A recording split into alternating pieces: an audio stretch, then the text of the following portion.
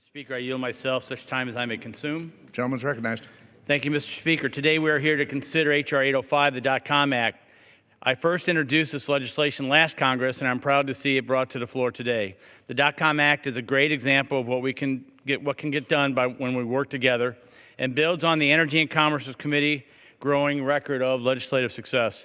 Mr. Speaker, as many of my colleagues know, from the time the administration announced their intent to transition the IANA functions, I've had serious concerns about the potential risk associated with the move.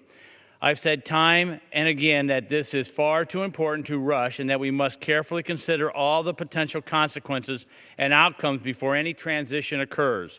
My bill would require a period of 30 legislative days for us to review any proposal that NTIA receives from the multi-stakeholder community and ICANN. This allows us to hear from our constituents and consult with outside experts before we decide if ICANN's proposal is satisfactory. If, in this review period, allowed only through passage of the DOTCOM Act, we find that ICANN and/or its proposal does not adequately protect the free and open internet, Congress can then take action to either completely stop the transfer or require more safeguards to be put in place. Additionally, and perhaps most importantly, the DOTCOM Act requires NTIA to renew their contract to continue these important stewardship functions with ICANN before it expires in September.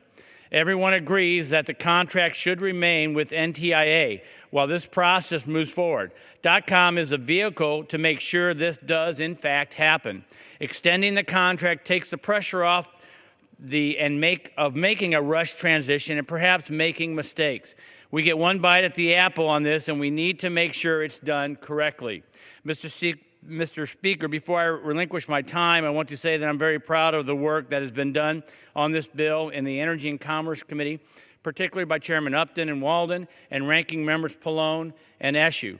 We wouldn't be here today without their hard work and also the work of staff, particularly Greta Joins of my office, committee staff David Rettel, Kelsey Geiselman, and Margaret McCarthy, David Goldman, and Tiffany Garoshio.